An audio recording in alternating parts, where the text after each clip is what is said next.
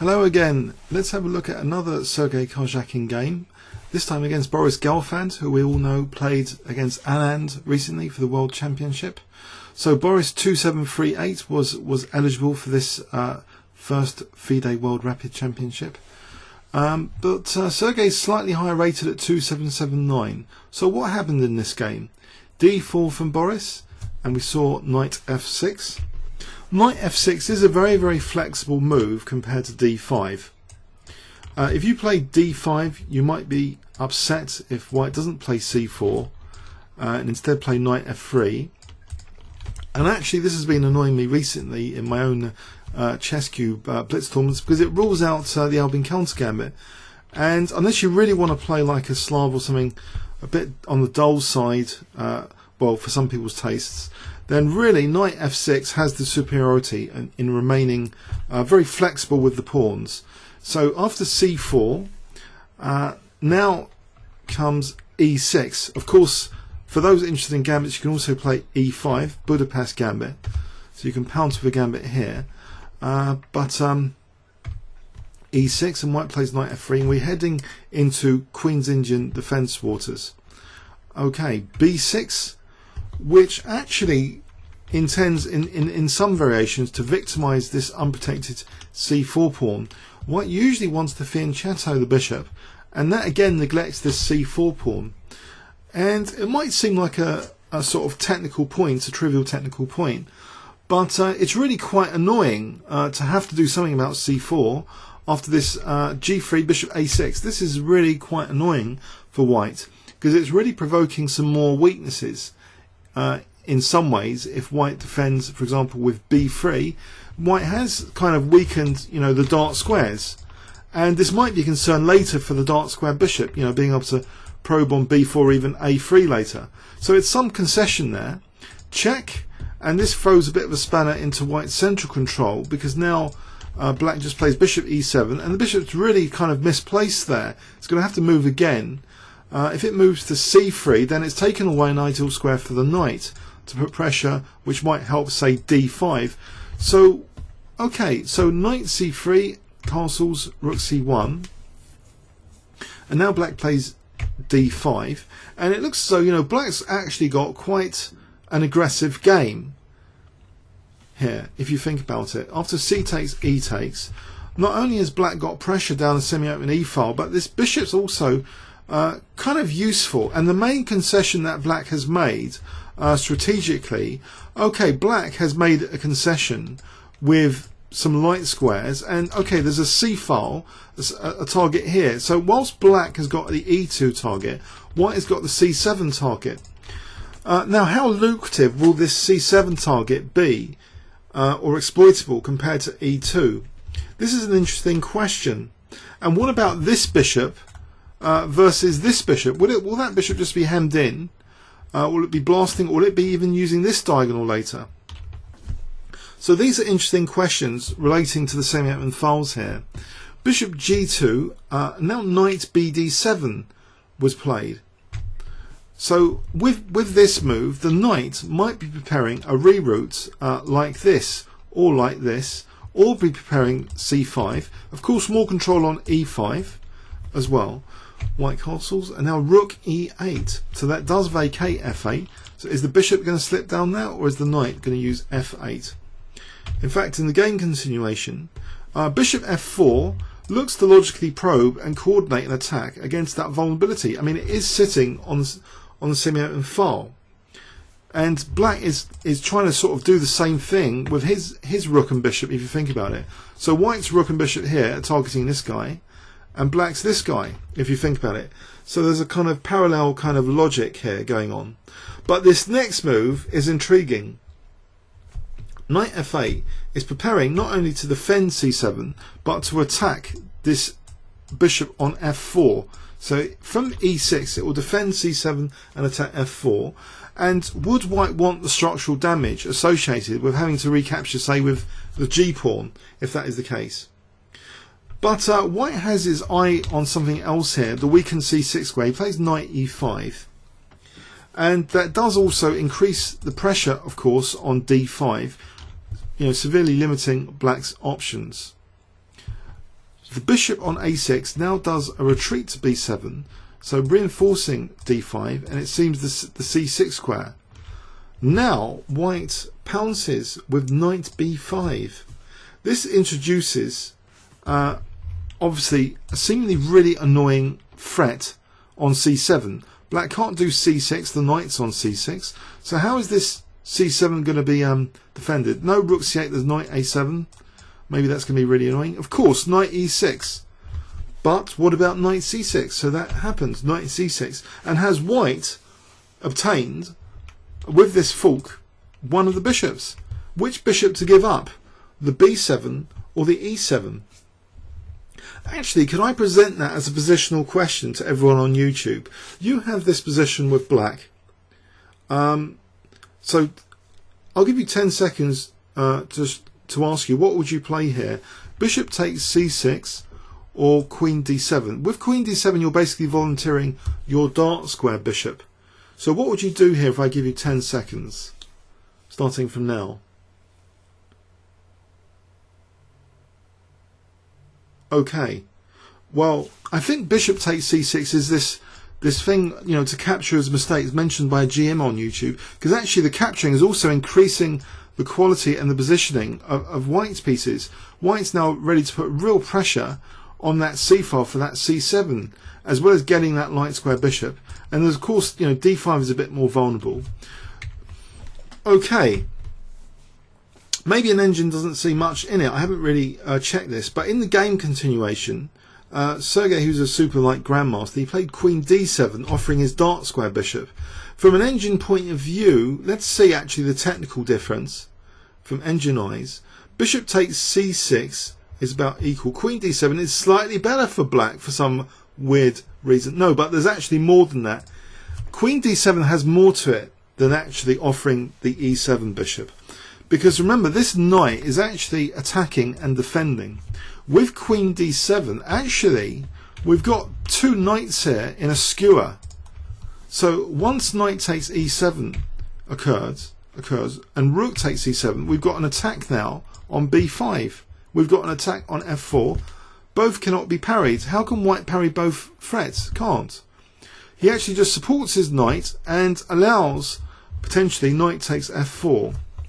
But knight takes f4 immediately might not be a good idea, because maybe something like rook takes c7 might be on the cards, but on the other hand, knight takes e2, so that rules that out. That'll be checked surely. In the game, actually, Sergey played c6. Let's just check that. Knight takes f4 looks to be as playable as well. So he just chose c6. So a matter of choice there, yeah. Sorry about that. So c6, chase the knight back, and now use this wonderful option of doubling white's pawns. Okay, so knight takes f4, g takes. And you might wonder, well, is this actually that bad, these pawns being doubled? Because surely, you know, white's got this g file, you know, dynamism, you know, maybe e3 and f4 is not that weak. In terms of the semi-open file issues, hasn't black got the e4 square under lock and key here? Has white got any significant pressure on c6? So these two semi-open file issues are interesting to question again. And also, this bishop isn't so silly as it first appears. After a5, the b3 pawn is locked down, b4 is locked down, and the bishop is given that lovely diagonal to return back to without being able to be, you know, frontally harassed on the a file. And after e3, the bishop occupies that lovely diagonal, bishop a6, with tempo. And now we see an interesting move again. You might think, what is the point of this? Rook c8.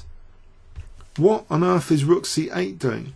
Doesn't the rook, you know, want to, say, go to e8? Okay. Well, maybe, just maybe, c5 might be a potential threat that black wants to use. In the game, king h1 was played. And I don't know, Boris might have been already in time pressure. He's not the greatest, I think, grandmaster at rapid chess. Although, you know, he did scare Anand and was on the verge of absolutely winning one game, if we remember that rapid play off against Anand. But here, King H1. Okay, you might want to try and get something on the G file and go for Black's king, but there's a technical annoying move here, knight G4, just using that weakness of the last move, the F2, threatening to fork the king and queen. Okay, that's parryable, queen F3, and then get along with the G file attack, surely. Then play rook G1, maybe bishop H3. Bishop H3 looks like a nasty thing, but maybe Black could play either F5 or H5. In fact, Sergey's not worried about bishop H3, he just plays bishop D3, and you see this kind of lockdown on E4 as well. And this bishop, okay, is it that useful there? It does seem as though it's cutting in a lot of directions in this position, and there'd also be an almighty knight fork still present. If white dared to play, say, E4, we get an almighty knight fork at the end of this, which makes this unplayable, winning the queen. So E4 is definitely locked down with bishop D3. Okay, so white plays queen G3, and is pressure going to be exerted down this G file? Is this really dynamic for white? The rook now goes away from the mysterious C8 position to E8, which seems more logical. That is the semi-open file, bearing down on E3. But again, what is actually the concrete threat here? Okay, rook G1, and now F5. And with F5, again, a further lockdown, we've got kind of a bind against white, totally playing E4. And it seems the queen has kind of been trapped on that sector of the board, if you think about it. It's limited with that bishop. That bishop's still, stopping some access. And with the queen kind of locked out, okay, after bishop H3, knight H6, this attack on G7 doesn't seem that dangerous right now. Queen H4, though, immediately threatens queen takes H6, which needs something done about it. King H8, getting out of that. Rook G5, and it looks as though a storm's brewing here, or is it? Is a Grandmaster attack storm brewing around Black's king, or does Black not have to be too bothered about this? The pressure on F5, well, the knight is nicely placed actually, supporting F5, as well as that bishop. And we see now a seemingly very, very powerfully and unexpectedly powerful, move in this position. Queen D6. Okay, so from one perspective, Queen D6 is defensive, because you can imagine if both rooks double, has white potentially got a forcing move at his disposal at some point to land some sort of weird mate. Well, maybe it's defensive, but it's also attacking across this diagonal. And actually B3 is a vulnerable pawn here, and the rook's loose at the moment. Okay, and white, as well as rook G1, might actually play rook H5. He actually plays rook H5 here. So if the queen ever left here, then surely you might ask, well, rook G1, then you might have rook takes and then queen F6, and this would be really dangerous if the queen left immediately for A3. Okay, but in this position, a kind of key prophylaxis move is played against rook H6, which kind of releases the queen. If she wanted to go to A3, it's more possible now, because this tactic with rook takes and queen F6 is ruled out by rook F7. So these rooks at the moment, you can say they're all playing a defensive prophylaxis role against E4. The bishop's also cutting across many squares in that central D3 position, and that annoying bishop is challenged now with bishop F1, which I believe is the key blunder of the game. Bishop F1 allows this very nasty queen intrusion, very, very nasty. Queen A3, and where is the rook going after this? It seems very, very unpleasant.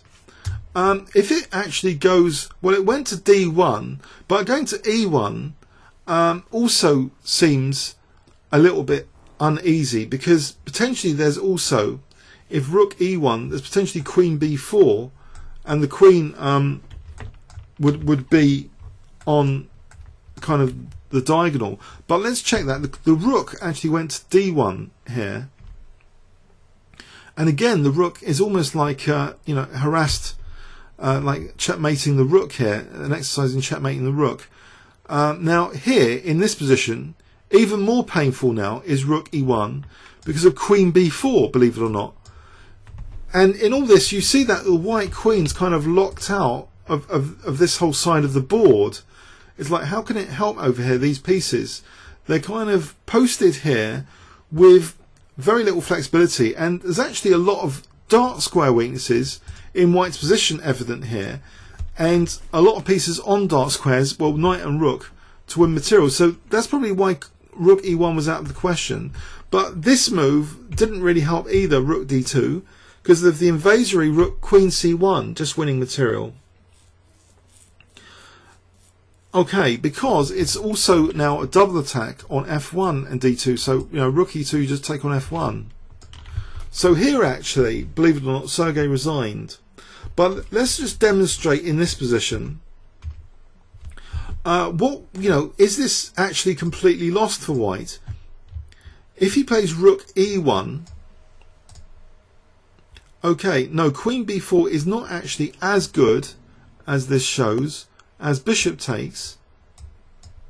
Okay, then queen takes B3, and it seems okay that maybe taking the pawn or just Queen C2 is the top engine move here. Queen C2, and black doesn't seem to have too many problems here,